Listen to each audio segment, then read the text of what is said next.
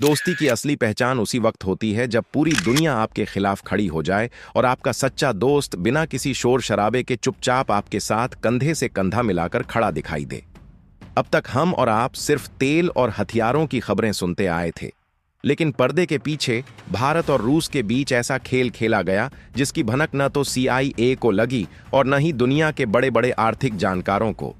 America लगातार भारत पर दबाव बना रहा था, रूस से दूरी बनाओ, तेल मत खरीदो, दोस्ती तोड़ दो। डोनाल्ड ट्रंप और पूरी पश्चिमी दुनिया रूस को आर्थिक रूप से घुटनों पर लाने के लिए पूरा जोर लगा रही थी। लेकिन ठीक उसी दौर में जब रूस अपने इतिहास के सबसे कठिन समय से गुजर रहा था, जब फैक्ट्रियों पर ताले लगने की नौबत आ गई थी, भारत ने ऐसा कदम उठाया जिससे व्लादिमीर पुतिन के चेहरे पर मुस्कान लौट आई। यह कहानी किसी मिसाइल डील या परमाणु समझौते की नहीं है। यह कहानी है इंसानी ताकत की, उस ताकत की जिसने रूस की अर्थव्यवस्था को वेंटिलेटर जैसी हालत से निकालकर दोबारा खड़ा कर दिया।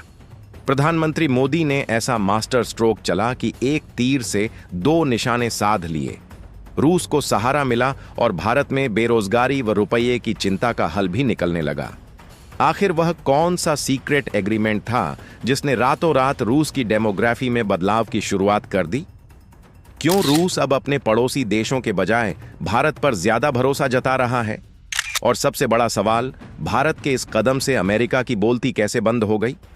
कहानी की शुरुआत रूस के उस दर्द से होती है जिसे वह दुनिया से छिपा रहा था। बाहर से महाशक्ति दिखने वाला रूस अंदर ही अंदर कमजोर हो रहा था। वजह थी कामगारों की भारी कमी। तेल था, गैस थी, परमाणु ताकत थी, लेकिन उन्हें संभालने वाले हाथ कम पड़ने लगे थे।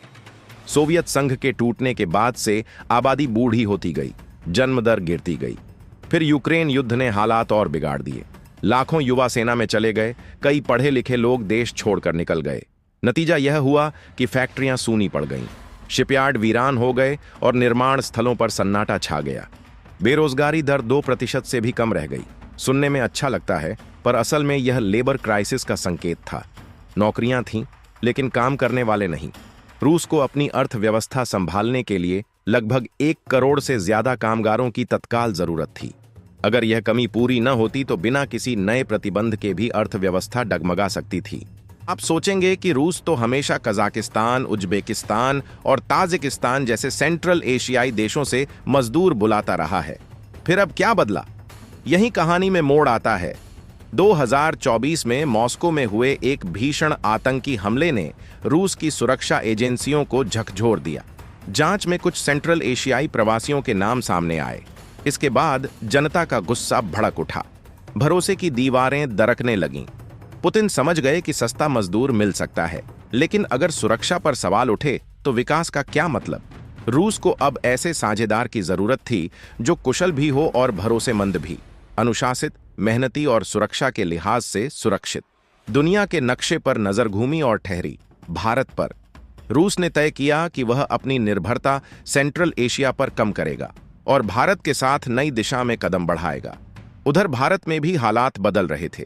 अमेरिका और यूरोप में एंटी इमिग्रेशन माहौल बन रहा था। ऐसे में भारत के लिए नए अवसरों की तलाश जरूरी हो गई थी। यहीं से शुरू हुआ वह अध्याय जिसने दोनों देशों की दोस्ती को एक नए आयाम पर पहुंचा दिया। अमेरिका में H-1B वीजा के नियम सख्त होते जा रहे थे। डोनाल्ड ट्रंप अमेरिका फर्स्ट का नारा देकर भारतीय प्रोफेशनल्स की नौकरियों पर सवाल उठा रहे थे। कनाडा और यूके में भी भारतीय छात्रों और कामगारों के लिए रास्ते धीरे धीरे तंग किए जा रहे थे। इधर भारत के पास दुनिया की सबसे बड़ी युवा आबादी है जिसे रोजगार चाहिए। ऐसे समय में PM मोदी ने चुनौती को अवसर में बदलने का फैसला किया। दिसंबर 2024 में जब व्लादिमीर पुतिन भारत आए तो कैमरों के सामने औपचारिक बातें हुईं, लेकिन बंद कमरे में एक ऐसा समझौता हुआ जिसने पूरी दिशा बदल दी।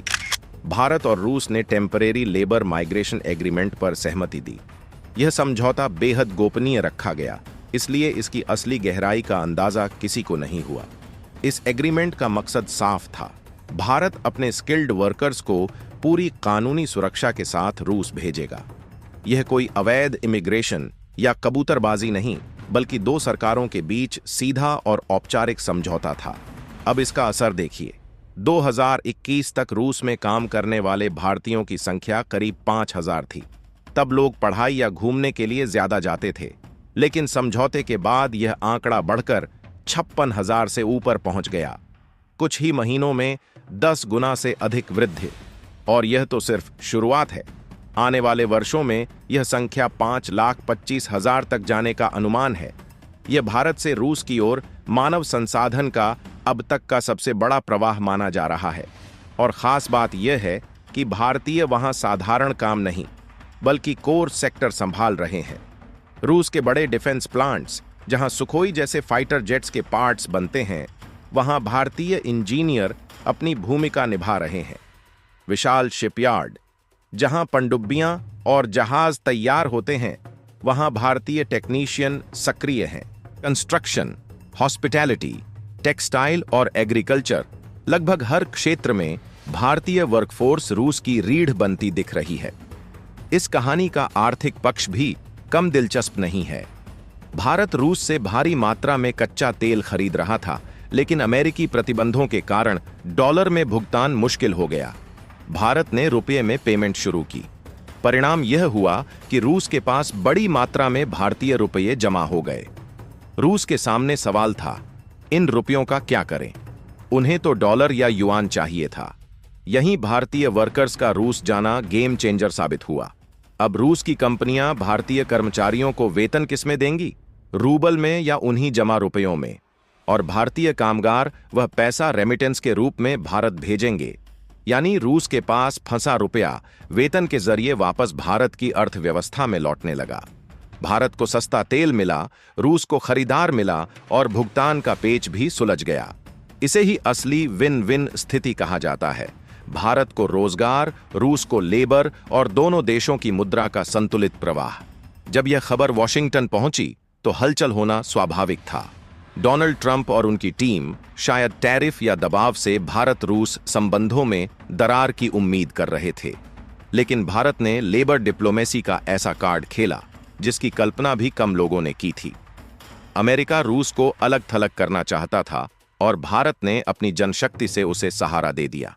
एक तरफ अमेरिका अपनी इमिग्रेशन पॉलिसी सख्त कर भारतीयों को सीमित कर रहा है, दूसरी ओर वही स्किल्ड भारतीय रूस की ताकत बन रहे हैं। यह भारत की स्ट्रैटेजिक ऑटोनॉमी का उदाहरण है। भारत ने अमेरिका से रिश्ते भी बनाए रखे और रूस को भी डूबने नहीं दिया।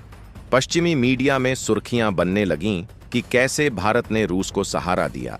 यह खबरें रूस के लिए राहत और अमेरिका के लिए असहज स्थिति बन गईं। रूस के अंदर भी नजरिया बदल रहा है। पहले विदेशियों को शक की नजर से देखा जाता था, लेकिन भारतीयों को मेहनती, शांत और पारिवारिक मूल्यों वाला माना जा रहा है। भारतीय कामगार वहां अनुशासन के साथ काम करते हैं, किसी विवाद में नहीं पड़ते और कमाई घर भेजते हैं। इसी कारण रूसी समाज ने उन्हें अपेक्षाकृत सहज स्वीकार किया है। रूस ने भारतीयों के लिए वीजा नियमों में ढील दी, ई वीजा सुविधा शुरू की और वर्क परमिट प्रक्रिया सरल बनाई। मॉस्को की सड़कों पर हिंदी सुनाई देना अब असामान्य नहीं रहा। भारतीय रेस्टोरेंट खुल रहे हैं। यह सॉफ्ट पावर का असर है जो किसी भी हथियार से ज्यादा स्थायी होता है। यह केवल आर्थिक साझेदारी नहीं, बल्कि दो संस्कृतियों का संपर्क भी है। भविष्य की ओर देखें तो संकेत यही है कि यह संबंध और गहरा हो सकता है। रूस को अगले 10 से 20 वर्षों तक बड़ी संख्या में वर्कर्स चाहिए होंगे और भारत के पास लंबे समय तक युवा जनशक्ति उपलब्ध है। यह डिमांड और सप्लाई का मेल है। भारत अब केवल बैक ऑफिस नहीं, बल्कि ह्यूमन रिसोर्स कैपिटल के रूप में उभर रहा है, अपने लोगों को सम्मानजनक और कानूनी तरीके से विदेश भेजते हुए। यह घटनाक्रम वैश्विक राजनीति में बदलाव का संकेत देता है। डॉलर का वर्चस्व चुनौती में है और देश अब अपने राष्ट्रीय हितों के आधार पर फैसले ले रहे हैं। व्लादिमीर पुतिन के लिए यह राहत की बात हो सकती है कि उन्हें मुश्किल समय में ऐसा साझेदार मिला जो केवल बयान नहीं देता, बल्कि समाधान भी देता है। अब सवाल आपके सामने है, क्या भारत ने रूस की मदद कर सही रणनीति अपनाई, या भविष्य में अमेरिका किसी और तरह का दबाव बना सकता है? और क्या यह लेबर मॉडल बाकी देशों के लिए भी एक संकेत है? अपनी राय कमेंट में जरूर बताइए।